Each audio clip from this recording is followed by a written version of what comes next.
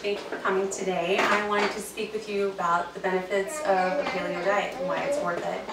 So, Americans are becoming more and more obese, and worldwide as well. And part of that is the availability of import and export of foods and goods and plenty of other things. And most of them aren't that healthy, but you can make the decision to have a better diet and benefit yourself.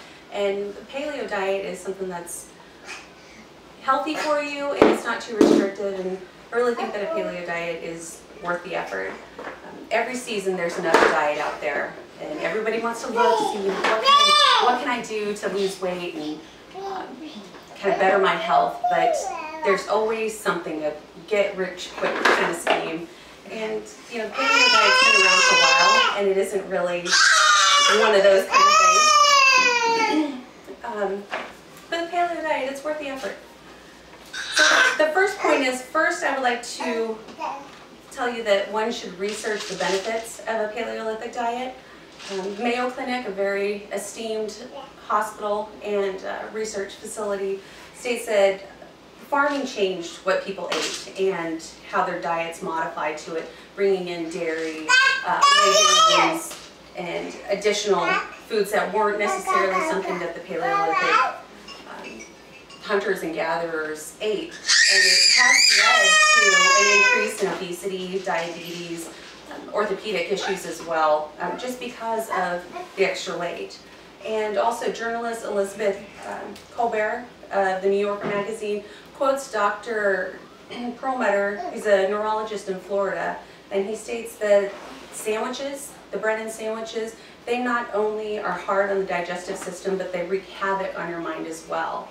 And it is true that some of these additives that we have in our foods, they aren't made for our bodies to really digest them. The easiest thing that I can say about food is if you can't recognize what's on the back in the ingredients, it's probably not a good thing for you to eat. And it's not something, a diet, a paleo diet, or any other diet, it's not something that you should just jump into. You should really research the benefits of the diet for you and see if it's really worth it and something that you might stick with. My second point is an individual should gather an understanding of the dietary restrictions. The Mayo Clinic also states that a paleo diet typically consists of lean meats, fish, fruits, vegetables, nuts, and seeds. Like I said, something that the hunters and gatherers in the Paleolithic era would have taken part in. The agriculture and cultivating grains and that didn't come along until a lot later. And as I referenced before, it's kind of changed the way our bodies work and process the foods or don't process the foods properly. Colbert again says that the foods that are not paleo, it's a lot longer list, but it's something that's also a big part of the American diet. The standard American diet, or SAD, is kind of exactly what it is. The grains, the pastas, the extra starchy foods that our body doesn't need in excess of. And that kind of adds to the poor health that we have going on today. So the big point of that is gather the restrictions on the diet so you can fully understand what you're getting into. The third point that I would like to make to you is a dieter should learn to modify the diet for their individual needs. Now, Caitlin Weeks, she's a certified trainer. She is an author of actually healthy living how-to. So she has a lot of articles on there about just regular questions that a regular non-scholarly person would have so they can really understand it on a layman's type term. And she's also a certified nutritional consultant, so she knows what she's talking about. She's also lived through this and used the paleo diet to benefit her health, and she has gotten better. She states that balancing blood sugar and eliminating processed foods, carbohydrates, sugars, and meals, those will help you health-wise. Not even with the paleo diet, but health-wise, that will help you be a better person. Also, she states that nutrient-dense and low-carb foods They can help restore your health and improve your thyroid function. Just because digestion isn't impaired as much as it is with like a standard American diet.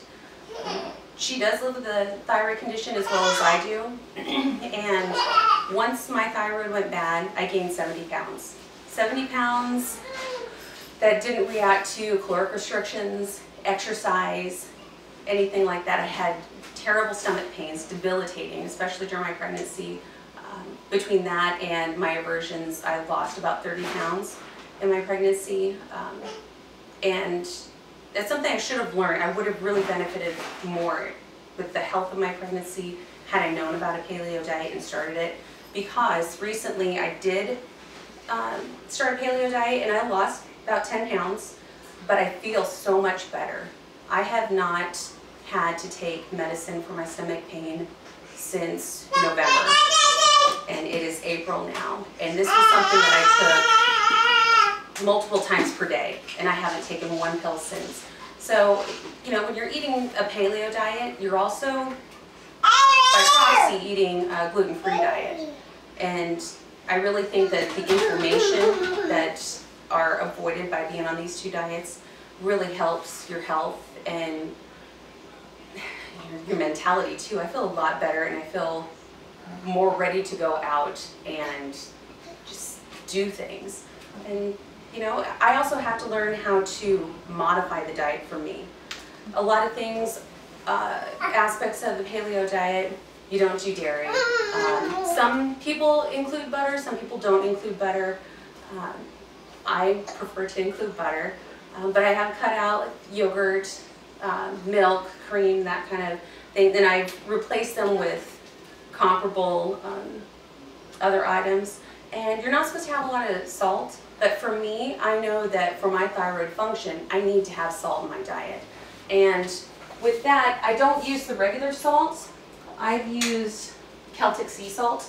So it's not as processed. Even when you buy sea salt in the store, they tell you it's being healthier. It is a little healthier, but it is still stripped of a lot of the nutrients. Magnesium is something that I need for my body to process things properly. And it was a little iffy because I thought, is this going to smell like really fishy? And it wasn't. Actually, you can smell it. It doesn't smell like salt at all. It smells delicious. So that's something I need to modify for me. Other snacks, instead of grabbing chips, I grab almonds. And these are just brands that I choose to buy. Peanut butter, peanuts are not nuts. They're legumes, so it's not allowed on the paleo diet. However, you can do almond butter, and it is very tasty. And another comparable difference between dairy, I use almond milk. There's coconut milk, there's rice milk. Obviously rice milk wouldn't be part of the diet, but you know, these are good comparable things. And you can also do honey with your squash instead of, you know, mashed potatoes, or you can do sweet potatoes instead of mashed potatoes. It's a little healthier, but you know, everyone is different and no diet is one size fits all. So it's important to see what's going to work for you and if you're going to stick with it. The paleo diet is less of a diet and more of just making healthier choices. You know, shopping around the perimeter of the grocery store as opposed to all the packaged and processed stuff in the inside of the store. So in conclusion, you know, Americans can choose a healthy lifestyle. They don't have to eat the standard American diet. The options are available to try out there. Paleo is a little more expensive, but in the long run, it's probably going to be cheaper for you with your health. So I challenge you to try to check out the paleo diet, see if you can do it. Or next time you're out eating, you know, look at your plate and think, I could replace this. I could replace these sweet potatoes with, or the mashed potatoes with whipped sweet potatoes. Or I could get rid of these French fries and do like steamed broccoli, or you know, something different. And see how easily you could modify that. So again, I would like to let you know that paleo diet is worth the effort. And the 3 points that are really important for you to keep in mind is, 1, that you should research the benefits of the paleo diet. 2, that an individual should gather an understanding of the dietary restrictions. And 3, that a dieter should learn to modify the diet for for their individual needs. There's not one size fits all, so I think you guys might be interested in at least trying it. I would. Yay! Thank you. Thank you. That was terrible.